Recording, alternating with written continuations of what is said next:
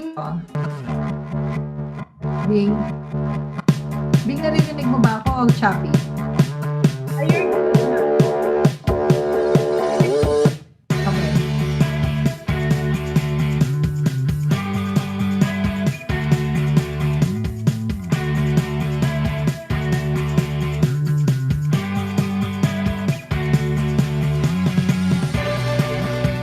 Actually, I've been with Sante for almost 11 years already. And it's you can consider it a long-term relationship or a marriage. The product is in line with the lifestyle of the owner and the company. And that's my lifestyle as well. I believe in prevention. I believe in maintaining my health and making my immune system as strong as I can. And Sante Barley is a perfect supplement to having a strong immune system. I have an emotional attachment to the brand and to the company. I was with them when the company was starting out. And now that the company has grown so much and has become so successful, to still be part of the company at this point, ang attachment emotional eh. So I've become friends with the owners. I've become friends with a lot of the people involved in the company, running the company with Sante Barley.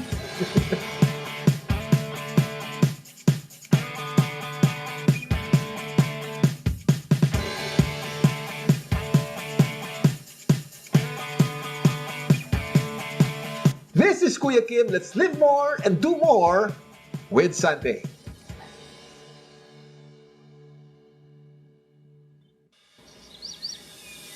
It's a new day to challenge yourself.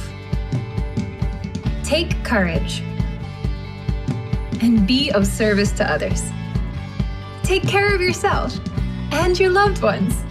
Take confidence and give more than what's expected. And to take on these challenges, I take Daily C. It's a non-acidic vitamin C, so you can take it every day, giving you extra immunity and protection as you take your daily challenges. So don't take my word for it. Take on every day with Daily C.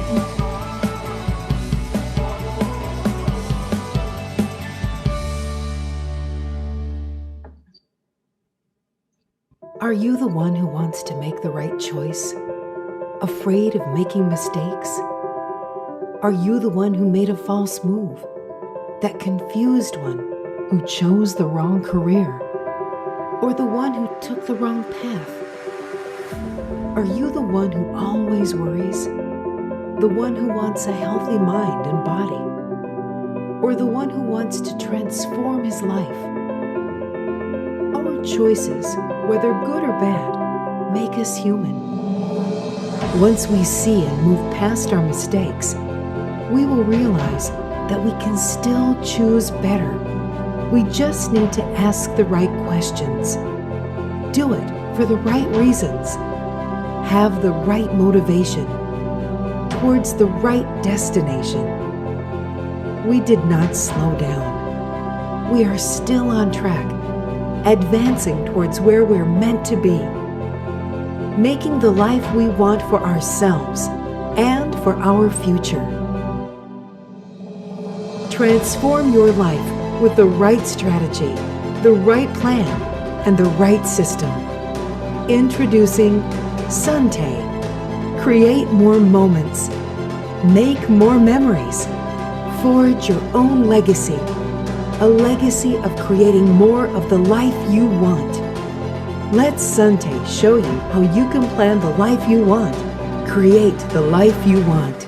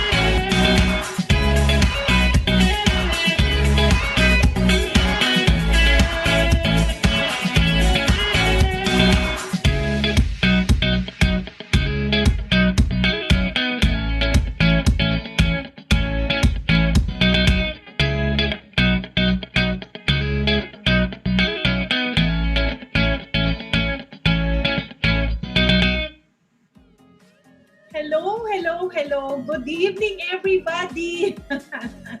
So, ako ang inyong host for tonight. I'll be the moderator. Okay, so for tonight, meron tayong very, very special topic. Pero bago ang lahat, I'm welcoming everyone, all our partners, Santay partners, our elite group, our Hall of Famers, no? Hindi ko kayo mamimension lahat. And of course, good evening, Sir Paul. I know you're there. Our Managing Director for the Philippine Operations, Sir Paul. Maraming salamat for this opportunity, no, na talagang nabibigyan tayo ng chance na makapag-invite ng mga special person, no? Special resource person, might be one of the directors or anyone na talagang pagsusuk sa mga topics na iniisip namin para sa inyo. Okay? For tonight, sabi ko nga, this is a very, very special topic. No? I have invited one of the board of directors na makapag-talk naman siya at makapag-share. Okay? Kasi usually nag-share siya ng mga leadership trainings, no, at programs. Pero tonight will be a different training or different talk for her at saka mapapakinggan natin. Okay. To give you an overview, kasi when I asked her na, Ma'am, let's do this kind of talk because I wanted to hear from you and I know our partners are really ready to hear this kind of topic. They are really hungry, no? For, well, everybody naman, no? At alam ko kayong mga partners natin, parati kayo excited. In fact, a while ago, si Miss Vivian, no? Vivian and I were talking. Sabi niya, ang gaganda ng mga trainings ng Engage. Maraming salamat. Kasi syempre, gina-guide kami talaga ng aming ni Sir Paul for that. And then, talagang we really wanted something na very, very special na mapakinggan, na hindi lang mapakinggan at mapapulutan ng aral talaga. And I know every talk is really different. Like when I do my product trainings talk, minsan kahit paulit-ulit yan, alam ko nandyan pa rin kayo to listen, to learn, because sabi nga ni John Maxwell, di ba, ma'am? Sabi niya, make learning your passion, which I really, really appreciate the 100 of you here in Zoom. And I know we're on live in Facebook and YouTube. Hindi kayo talaga nagsasawa sa amin na mapakinggan kami. Okay, so to give you an overview on what will the talk be about, I have my objectives. So first is to glorify God, whoever your God is, by promoting a deeper understanding of His marvelous providence in creating barley. As it was mentioned in the Bible 37 times. Nakakatuwa yung ibang partners natin. Alam na alam yung mga 37 verses na na-mention yung word na barley, no? Kudos sa inyong lahat. My objective is to stir up in the hearts of our Santay partners, no, and our business owners the desire to be true in our mission, which is to help people live better lives. Paulit-ulit natin yung naririnig sa akin, naririnig ko sa inyo. But I want it really na talagang ito na yung mission natin talaga. Palaganapin natin ang mission natin. And third is to give hope. To give hope might be in the products, might be in their health condition, and of course sa business na ino-offer natin sa kanila. That's why we are really asking you to be a partner with us, no? Kasi maraming ino-offer si Santay. So, maraming i-share ang ating speaker.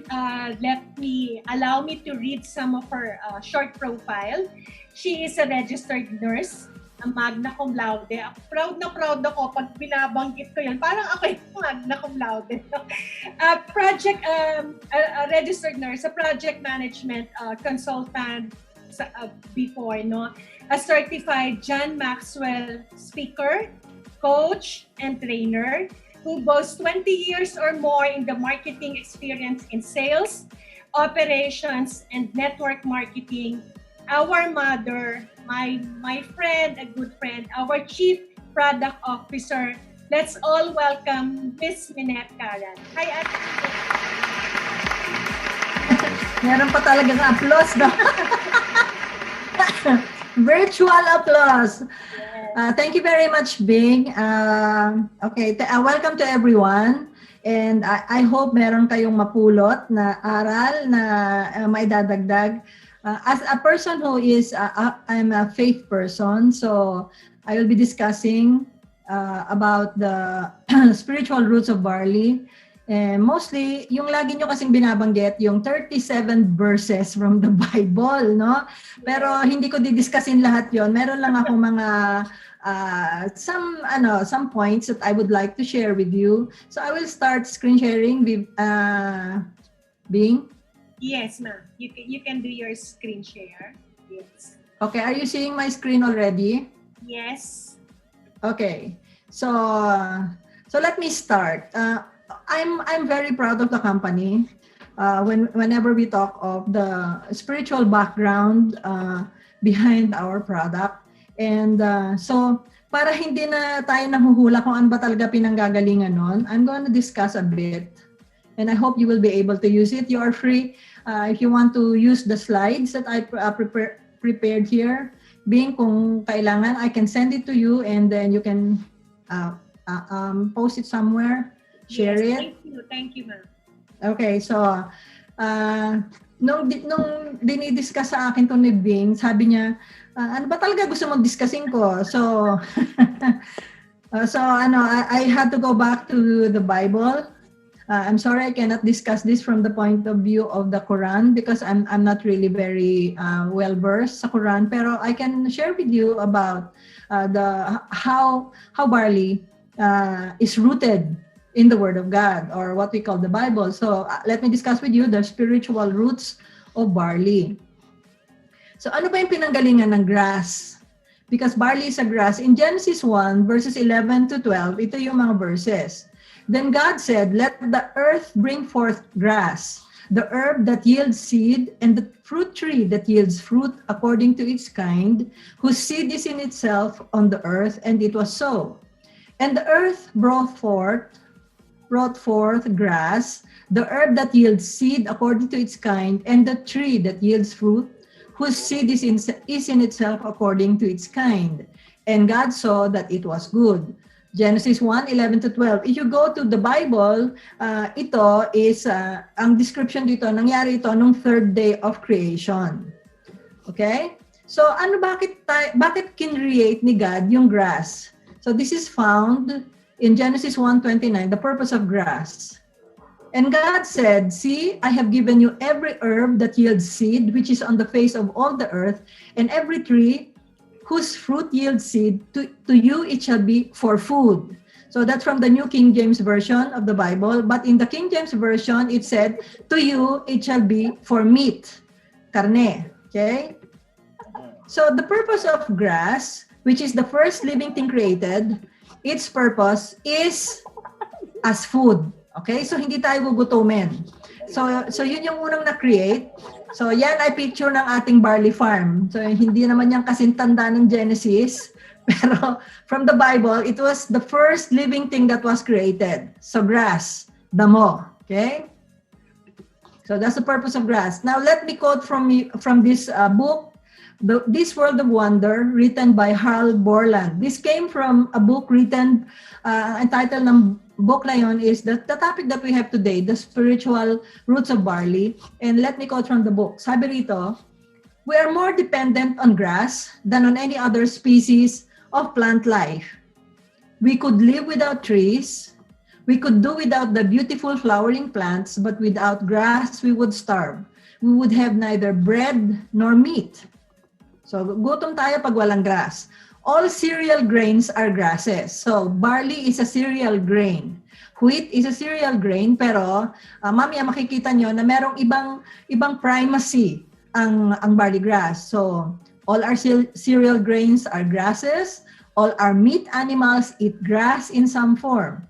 Grass also anchors the earth's soil against erosion and helps check floods. Grass cools the earth and the air and is constantly renewing the oxygen in the air we breathe. So if you look at grass, it's a plant, but it's converted as meat by everyone who eats it. Grass grows almost everywhere except in the deepest woodland and the driest desert. It flourishes wherever there is soil and moisture and a few weeks of summer warmth. It is so insistent and so efficient in sprouting and growing that it outnumbers all other plants. Kung kayo ay nag-garden, tinatanggal ninyo ang damo, napakahirap niyang patayin, di ba? Na ang grass, kahit na patayin mo siya, nasa ilalim ng lupa, tumutubo pa rin siya. So it's very hardy and it outnumbers all other plants. That's the way that God created it. Nearly all plants are able to renew themselves after being cut or broken off, but grass is outstanding in this ability. Break off or cut one stem and another stem soon grows to take its place. So if you're going to New Zealand, grass is harvested after spring and before winter. So this is a quote taken from Hal Borland's book, This World of Wonder. So this book is already out of print. I think napakatanda na nitong libro na to, pero hindi naman siguro kasing tanda ng Genesis. Okay? So that's the purpose of grass. Now, puntahan na ngayon natin, ano ba yung barley grass sa Bible? Merong several, as we often say during our orientations, during our trainings, there's 37 mentions of barley grass in the Bible. But I would like to share with you two stories later about barley grass na napaka-significant ng pagkabanggit nito. Pero balikan natin yung isa sa unang mention sa kanya sa Leviticus 23 verse 10 to 11. If you have a Bible, you can do your own research, pero this is where it's mentioned. This is a command, Leviticus 23, it is God speaking to Moses. And so, merong commandments that God spoke to Moses, and this is what God said to him.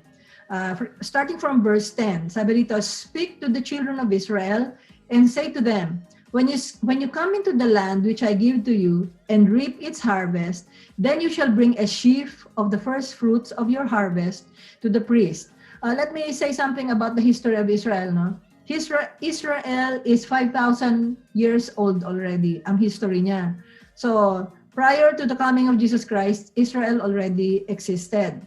So, ito was in Leviticus 23. Ito yung commandments. So, God's telling Moses, bring the sheaf of the first fruits. Ano ba ibig sabihin ng first fruits?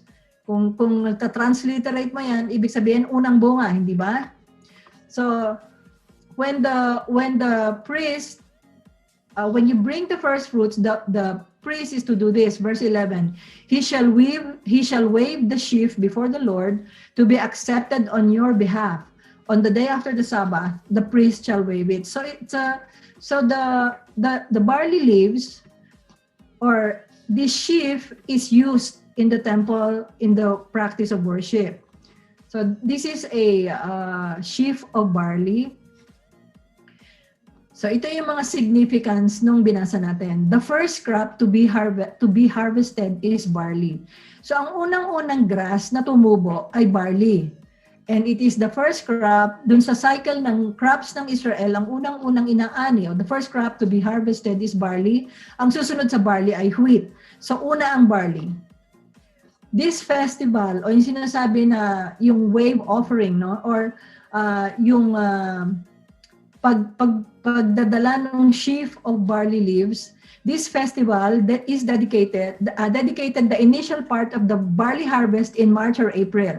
It involved presenting to the Lord a sheaf of barley. It's an expression of gratitude to God for His provision in the harvest. So, itong feast na to sa Israel ay pagpapasalamat dun sa provision ni God. So, first fruits are ang unang ani, unang bunga, also symbolized the dedication of the whole harvest to God and was a pledge of the whole harvest to come. So the first crop to be harvested that is offered as a dedication and a thanksgiving to God is the sheaf of barley. Isang bungkos ng barley, yun lang ang ibig sabihin niyan. Hindi tupa ng barley, hindi sheep. It's sheaf of barley. Okay? So that's clear. Next, grasses in the plan of creation. God said, behold, I have given you every herb bearing seed, which is upon the face of all the earth, and every tree in the which is the fruit of a tree yielding seed, to you it shall be for meat. So the first food ever created was grass. So ang plano or ang purpose ng grass sa creation ni God is number one, as food.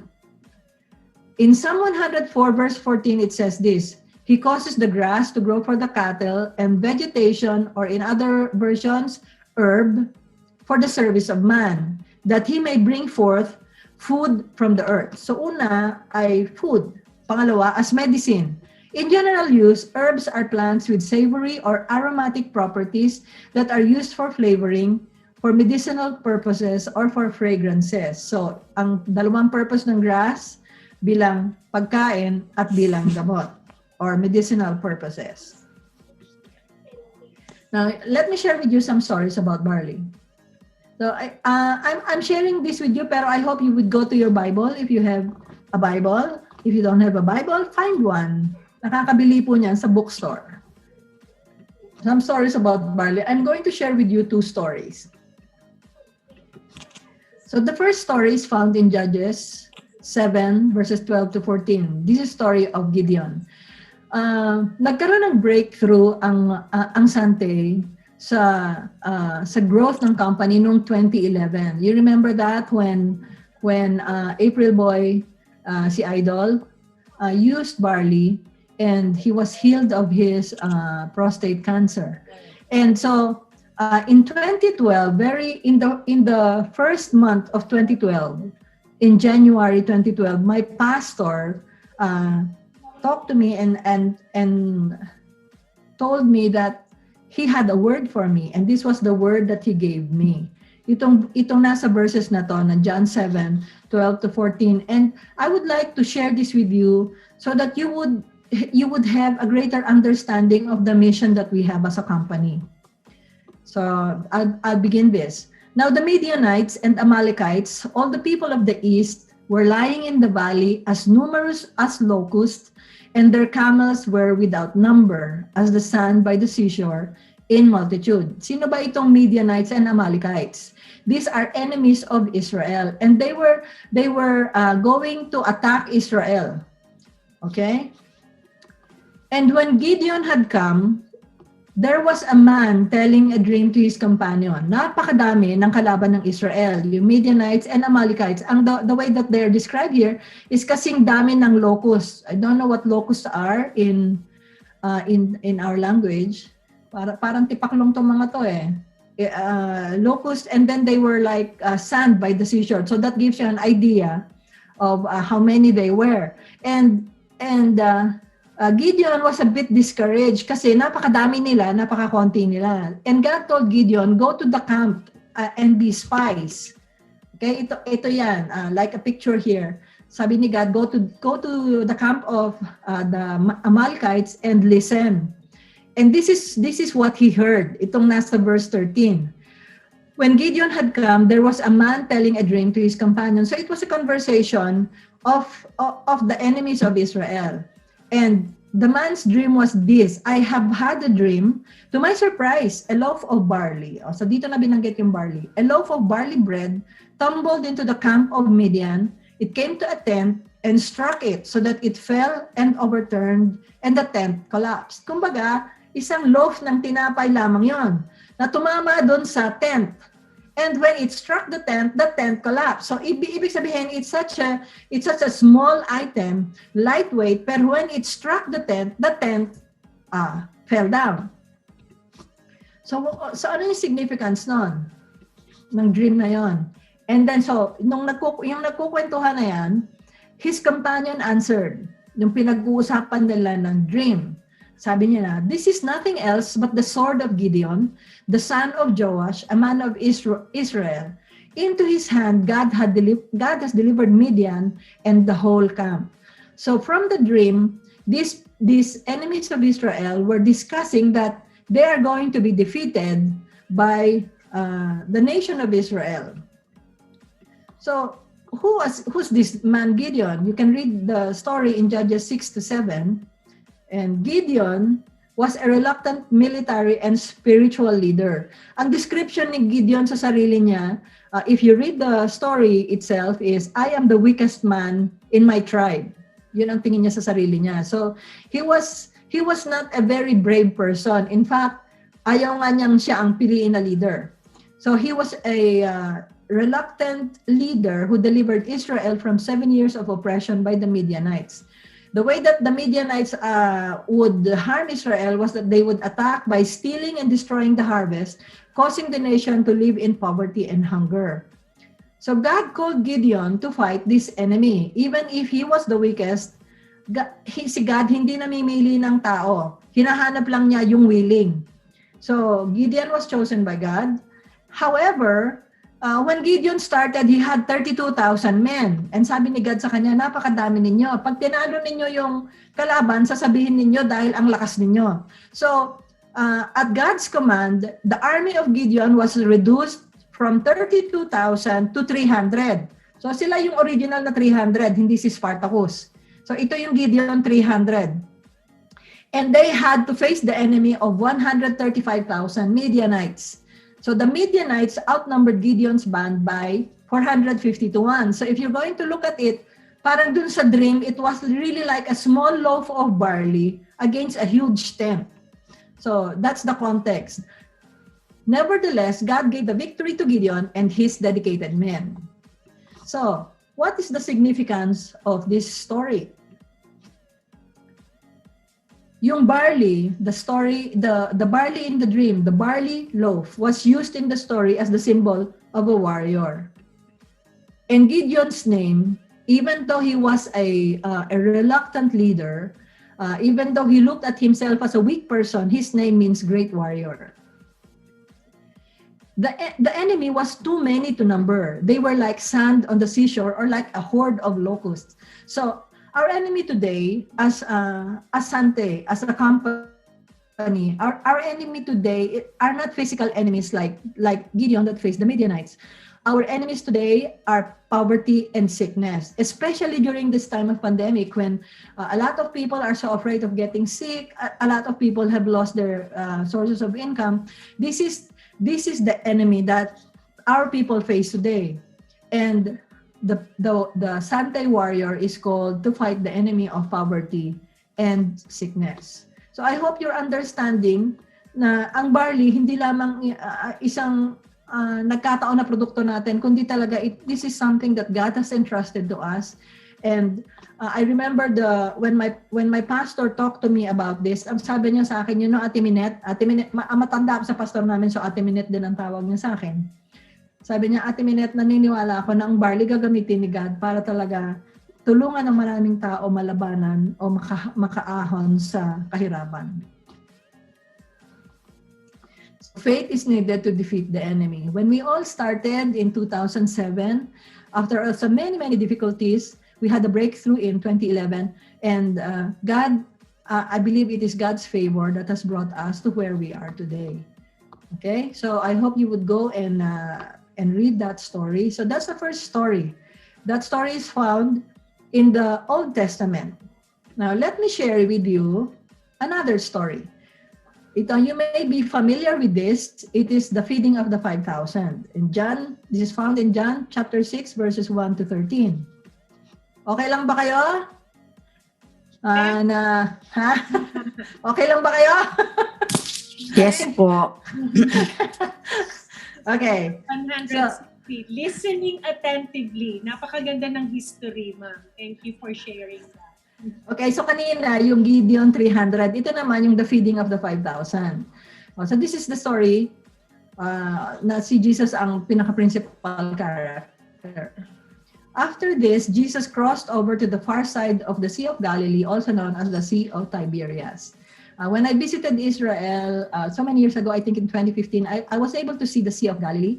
It's a very beautiful sea, and Jesus is often mentioned as being on the Sea of Galilee, and the Sea of Galilee is where he walked on water. Okay, so verse 2, a huge crowd kept following him wherever he went because they saw his miraculous signs as he healed the sick. Siyempre, daming fan ni Jesus. Then Jesus climbed the hill and sat down with his disciples around him. And so he began to teach. Then, sabi dito, it was nearly time for the Jewish Passover celebration, which is a feast in Israel. And Jesus soon saw a huge crowd of people coming to look for him. And then turning to Philip, one of his disciples, he asked Philip, where can we buy bread to feed all these people? 5,000 men. Okay? And ang sabi rito, he was testing Philip for he already knew what he was going to do. Kung ikaw kaya ang tatanungin ni Jesus, no, paano natin sila pakakainin? Eh di ito, maintindihan niya yung reaction ni Philip sa verse 7. Philip replied, even if we worked for months, we wouldn't have enough money to feed them. Normal reaction, di ba?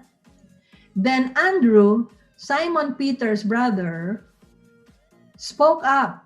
There's a young boy here with 5 barley loaves. Okay, note that. The tinapay is barley. 5 barley loaves and 2 fish. But what good is that with this huge crowd? Yung 5,000 dito are 5,000 men. Hindi kasi binibilang yung women and children. So 5,000 men, may 5 barley loaves and 2 fish. By the way, mukhang tilapia yan. Di ba? Yung nakikita niyo ba yung picture? Yung tilapia na yan, is also called St. Peter's fish. So, sabi ni Andrew, meron ditong bata, 5 barley loaves and 2 fish ang dala. What good is that with this huge crowd? And Jesus tells them, tell everyone to sit down. So they all sat down on the grassy slopes. The men alone numbered about 5,000. 5,000 men, so you add women, so merong kang another, let's say another 5,000. So that's a lot of people. Then Jesus took the loaves, gave thanks to God, and distributed them to the people. Afterwards, he did the same with the fish, and they all ate as much as they wanted. So, let's imagine, Jesus is there, the disciples are there, they are all sitting on a hill. Nakita ko ito parang ano siya, slopey, parang maliliit na hill. Siguro parang mga chocolate hills, parang ganon. Pero it's not really like the chocolate hills. It's not a huge mountain. And so you can see there, all the men are sitting down, and Jesus gives thanks for the bread, and Jesus gives thanks to the fish. Then he gave this to the disciples, and then the disciples started distributing them. And the people all ate as much as they wanted. So sometimes I ask myself, Lord, how did that happen? As he was giving the bread, the bread and the fish were multiplying, hindi na uubos. After everyone was full, Jesus told his disciples, now gather the leftovers so nothing is wasted. Ayaw ng Lord ng waste. So, lahat ay ipunin. So they picked up the pieces and filled 12 baskets with scraps left by the people who had eaten from the 5 barley loaves. So if you look at that, they started with 5 loaves of barley, 2 fish. When after everyone else had eaten, they had 12 baskets left of food. So, points to ponder. Mga palaisipan sa istorya na to na gusto i-challenge sa inyo. The disciples were faced with a dilemma, and Jesus was teaching them, his disciples, about multiplication. I remember the last time when I shared, ang sinabi ko, the greatest networker of all is Jesus. He started with 12 disciples, but now he has billions of followers around the globe. So ito, pag merong tinuturo si God dito, si Jesus dito, kailangan nakikinig tayo at inaalam kung ano ba talaga. So he's teaching them principles of multiplication. The food that Jesus multiplied are 2 barley loaves and 2 fish. Okay? 2 barley loaves and 2 fish. The person who sacrificed his lunch was just a boy. So walang pinipiling edad. There were 12 baskets full of excess barley bread after everyone had lunch. Now, ito yung things that I want you to think about. Everything you offer to God out of an obedient heart is multiplied. Lahat ng ibinibigay natin is multiplied. So, question, who do you think received the overflow of food? Ano sa palagay nyo? Sino kaya ang nag-uwi ng 12 baskets full? Pag-isipan. Yung bata kaya ang nag-uwi? Yung mga disciples kaya ang nag-uwi. So, application lessons. Malapit na akong matapos. Sandali lang kasi to, Bing, no? Yes. So, application lessons are embrace the vision to help people live better lives. That's what we would like to do. Be a great warrior against poverty and sickness. So, embrace the vision of Sante to help people live, yung mission natin to help people live better lives. And then, ang principle nito, the law of sacrifice. You have to give up, go up. You help enough other people they want, will get you. I believe that the person who took home the 12 baskets left over would be the boy. Kasi ang principle ng scripture, if you want to look at it, ang sabi ng scripture is give and it will be given to you, pressed down, shaken together, running all over. Or in Tagalog, siksik, liglig, umaapaw. Pag ikaw ay nagbigay, when this is the law of sacrifice coming from the book of John Maxwell, yung principles of leadership. You have to give up to go up. Some leaders, they don't want to give up anything. Gusto nila lahat pakabig sa kanila. Pero the law of sacrifice says that you have to give up in order to go up. When you plant by giving, you will reap a harvest. If you look at the stories of the leaders inside Sante, they have planted by giving and they are reaping a harvest after many years of planting. So every reward is an overflow of all you have done in giving and investing yourself in others. Money is what you earn when you serve others. Yan ang definition ng money. And it's not about the currency itself, but when you serve more people, then you earn more. Okay, so I hope that you learned something out of this training tonight. And if you have any question, ask Bing. So I'm Minette Carag, your Chief Product Officer, and I am forever on grass. Thank you very much from Sante, and thank you very much for your interest being in having me share this. Okay, God bless everyone. Thank you, Ate Minette. For sure, partners, Sante business partners, Sante owners, and all, member or not member, I know somehow na-touch namin yung mga puso ninyo because this is the first time I asked Ate Minette to talk about this. And I know na marami talaga tayong natutunan because alam naman natin yan eh. We know the mission. We know that we really want to help, no? Pero always, we want to always be reminded. Okay? We always want to be reminded that everything you offer to God out of obedient heart is multiplied. Ang ganda nung na nakuha ko. That's my take home for tonight, Ate Minette. Thank you very much for that. And I know marami kayong natutunan because this is history, no? Hindi natin pwedeng ibahin ng history. Hindi natin pwedeng ibahin yung mga stories before. So si Ate Minette stated 2 stories na napakaganda, no? And I know you learned a lot from this. I know some of you are really Bible readers, no? Ako nga, hindi pa ako masyado, and I'm really learning. This is what the pandemic has really brought me, no? Na talagang every day, I hear Mass through TV. And ito lang, last year. Pero before, hindi ko talaga siya ginagawa. No, inaano ko lang na every Sunday lang ako nakikinig ng Word of God. Pero now, I see to it, the start of my day, I always open my Bible, read few verses, and that's how really I start. Pero before we end, no, I really wanted this naman to be really, really very short. Kasi narinig natin si Ate Minette being one of the board of directors. Kasi I know some of you are curious na bakit ba barley ang dinala ni Sante? So it was really God said, no? Meron talaga tayong purpose. So lahat kayo na almost 200 here in Zoom, we all have a purpose. I have a purpose. You have a purpose. Hindi lang kayo nandito or dinala ng mga naimbitahan to do the business or share. We all have a purpose. And I know one purpose is for us to spread the good news. But before we end, I want to call one person who always helped me also in sharing and spreading the business, in spreading the goodness of barley, no? She is one of our advocate din siya ng barley, no? Kasi graduate yan ng Product Institute. A platinum ED qualifier of all our incentive. Hindi ko na patatagalin. I would like to call Miss Vivian kausapin to share some of your stories or testimonies na nangyari sa iyo dito sa negosyo na to.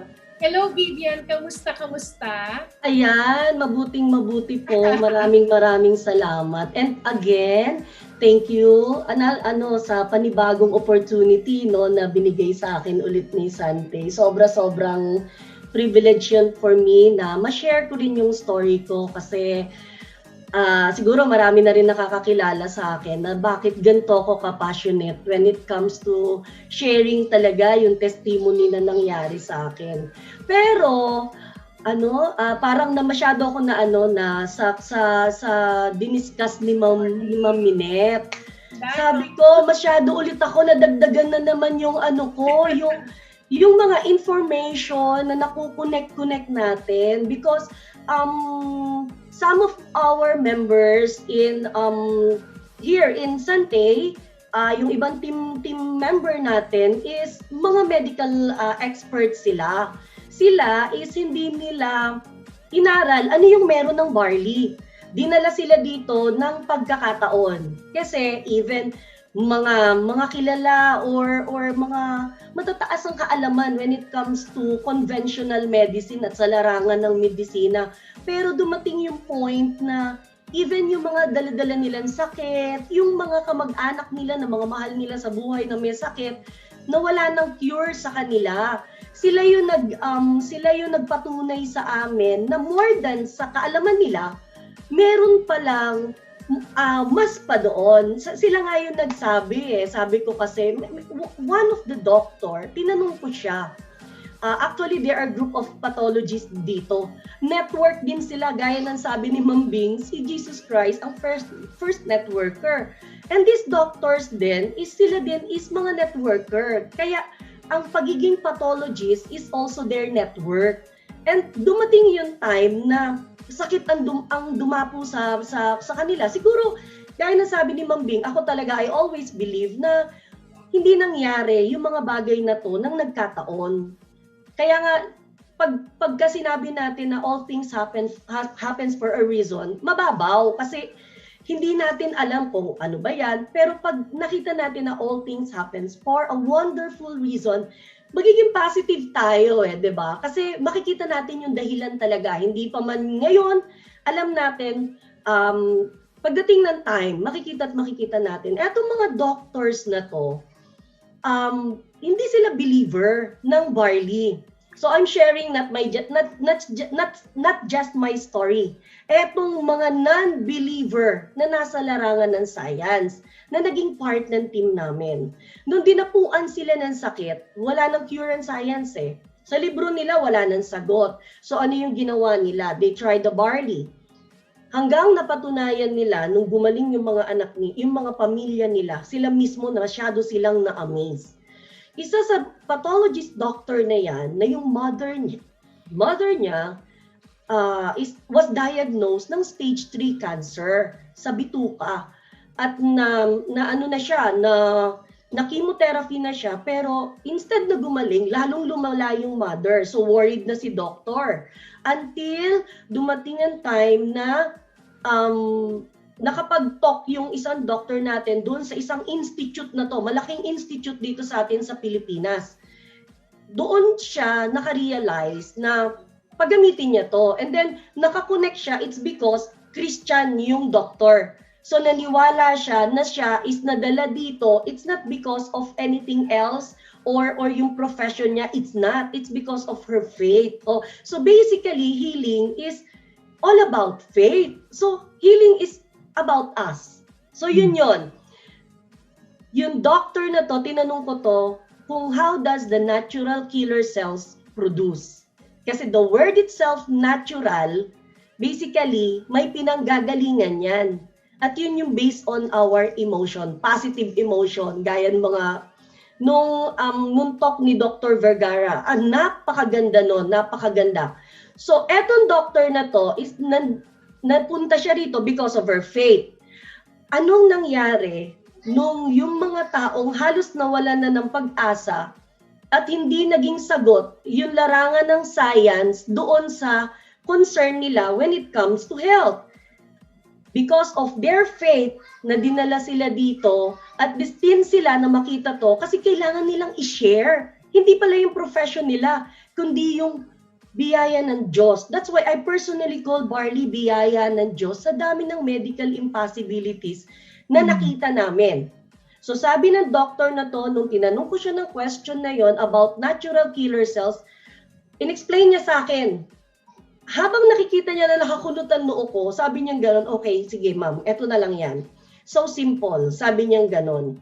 Kahit anong laki naming doktor, kahit anong laki ng mga hospitals at advanced na mga technologies, there is always something beyond, and that is God. Sabi niya gano'n. So sabi ko, talagang great healer yan si God. Siya talaga. So, since siya yung great healer, ipinadala na niya yan bawat isa sa atin. Kaya nga ang healing is hindi lang talaga barley. Pero eto yung maganda. Sabi ko nga, how many times na akong inatake sa puso, pero bakit nag-survive ako? Bakit ang mga cancer patients, ang bilis gumagaling? Kasi sila, once na sinabi mo sa kanilang cancer, yung mismong isipin pa lang na may cancer sila is nakakamatay na. It's because so depressing yun. Talagang parang pag sinabi mo yun, walang cure.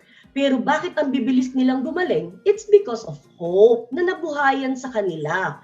So dahil nabuhay ang hope nila, nabuhay yung pag-asa nila at nakita nila na mayroong pandireksyon ng buhay nila, they produce a lot of natural killer cells. Ano ngayon ang ginagawa ni barley?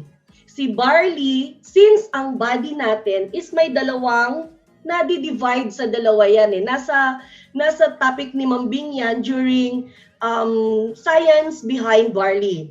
So dito, nasa kabilang part natin is the natural killer cells.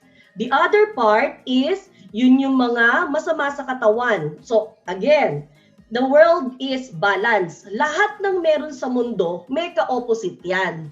Pero meron tayong choice paano natin gamitin. So eto yon. Eto na si barley.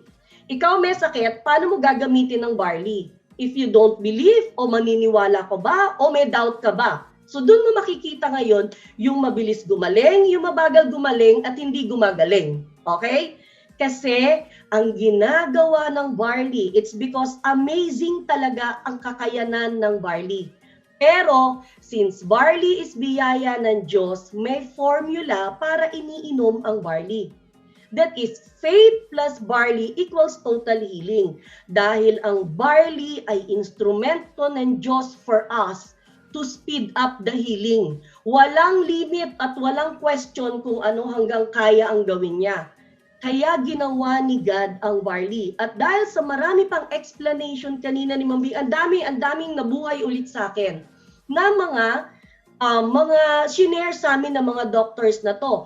Kung bakit ang green plant is mayroong halos the same molecular structure ng dugo ng tao, which is supposedly, kung pag-iisipan natin, ang mga moving na creation dito is yun yung mga animals, di ba? Kung tatanungin tayo without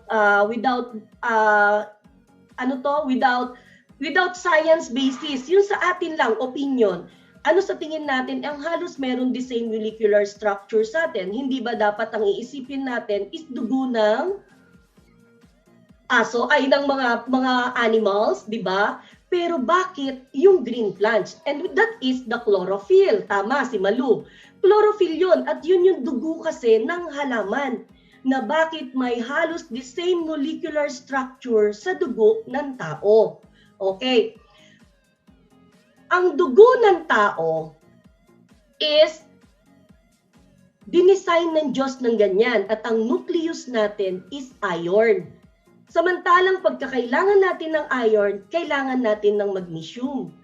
ang mismong center ng magnesium or ng green plants, which is the chlorophyll, is magnesium. So, compatible na compatible siya. But even science, sabi ng mga doctors na to, they cannot explain bakit ginawa yan na pareho ng molecular structure natin.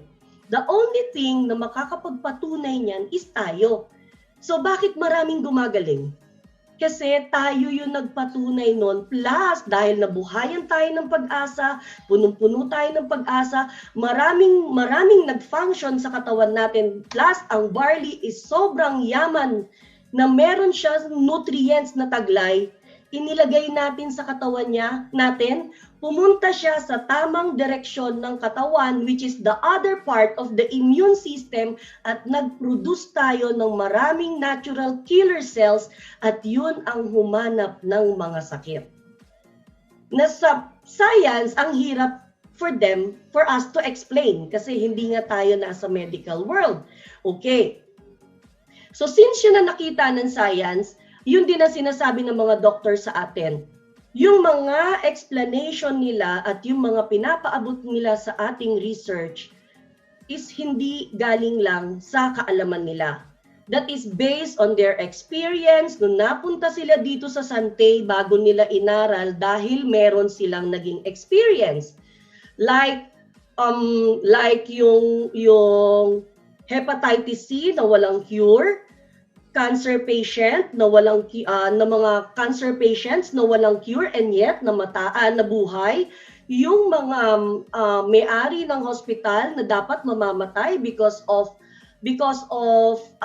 hindi nila matrace na klase ng bacteria na pumasok sa katawan, and yet nag-deteriorate na yung katawan ng may-ari ng hospital. Isang malaking magagaling na infectious doctors ang nag-examine, walang nangyari. Pero nung pumasok at nag-enter tong doctor na to, sinabi niya lang, take it religiously 3 times a day. On the 3rd day, nag-normalize yung hindi bumababang WBC. Anong sabi ng doctor na to? Nung yung pasyenteng mamamatay, why did you believe in barley? Sabi niya ganon. Sabi niya dun sa may-ari ng ospital, it's because of you, because you're supposed to die. Pero bakit nabaliktad lahat?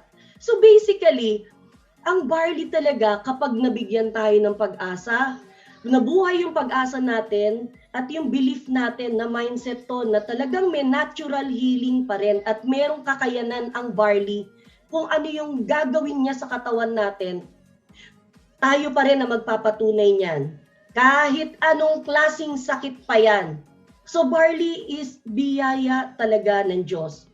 Nung gumaling ako sa barley, nung gumaling ako sa sakit, gumaling ang mga anak ko sa sakit, and then nag-commit ako, akala ko health lang ng family ko ang madudugtungan. Marami akong what if, hindi ako naniwala. What if ganito? Maraming buhay ang after gumaling ng mga anak ko, ang nagsipaggalingan. What if hindi? 'Di ba? So, sabi ko nga, healing is a commitment, pero yung commitment na yon talagang tayo ang responsible doon sa healing na yon. Yung barley is God's instrument for us to speed up the healing.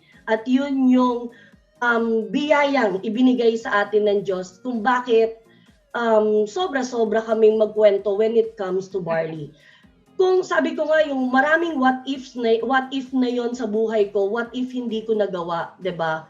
Hindi ko pala nakita yung opportunity of a lifetime na nakaabang sa akin. It's because maraming ways na makita natin yung opportunity dito sa paggaling, madugtungan ng maraming buhay, and yet gumanda rin yung ating mga buhay. At yan yung pinagpapasalamat ko sa Diyos at kay Sante kung bakit ako nandito. Kaya I will forever be grateful sa Kanya, kay Lord, at saka syempre sa Sante. Nakita ko ang Sante talaga in my vision nung napunta ako dito, na sabi ko, gagawin ko to forever para as tanaw, para na nadugtungan yung buhay ko, yung mga anak ko, para din sa marami pang taong madudugtungan pa ang mga buhay. Wow, thank you.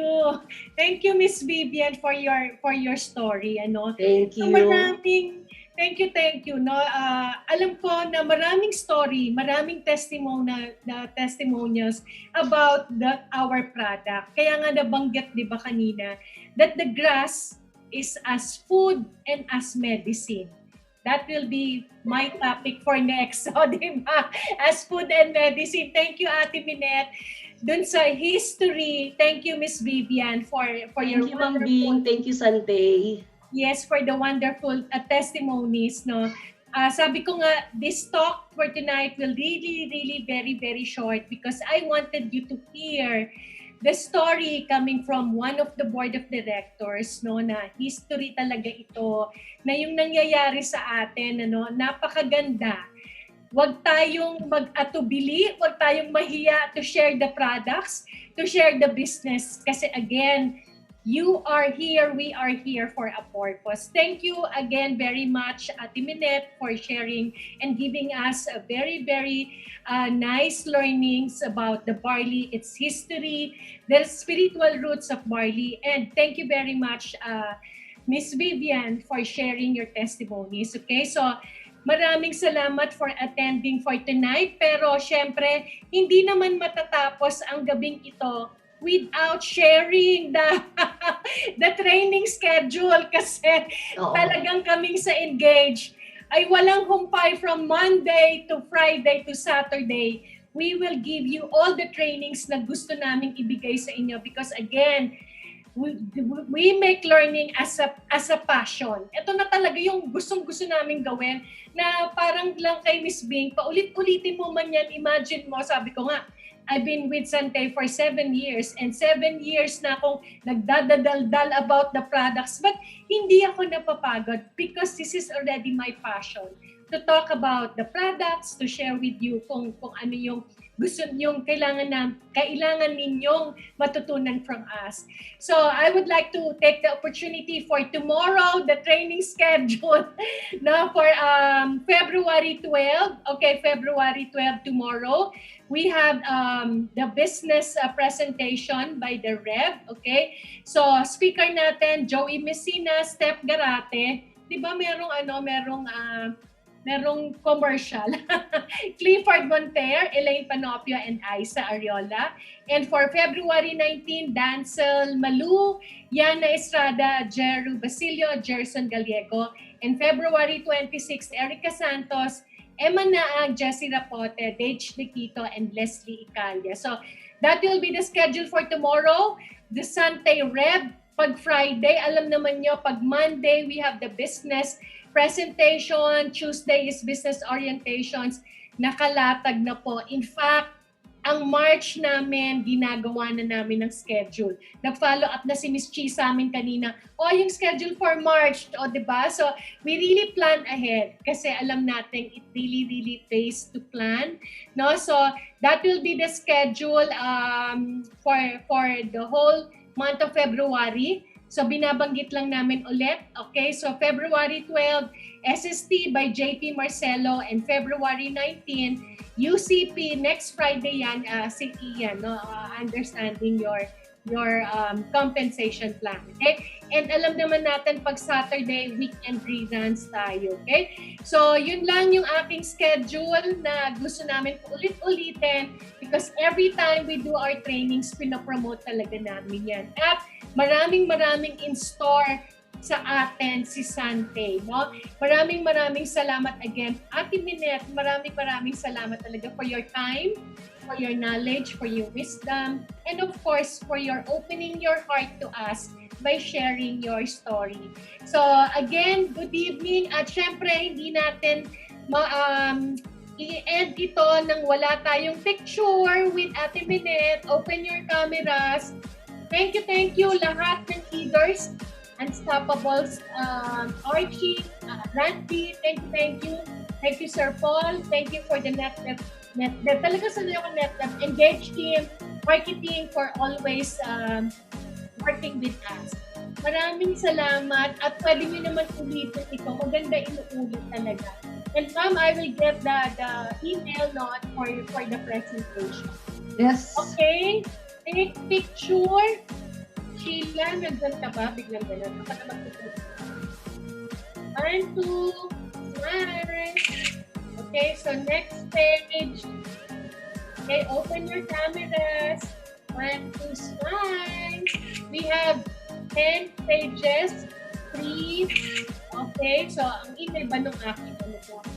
Another learning support page. 5. Kami. Sige. Thank you. 7. 8. Next page. 9. Thank you. Okay? Thank you. Okay, so nandun na tayo lahat. Okay? So tomorrow, Chinese New Year kung may Pak Choy. And on Sunday, Happy Valentine's Day sa lahat. Mahal na mahal namin kayo. Maraming salamat. Thank you po. Thank you. Open na ba lahat na ito? Thank you, Mami Net. Thank you. Thank you, everyone.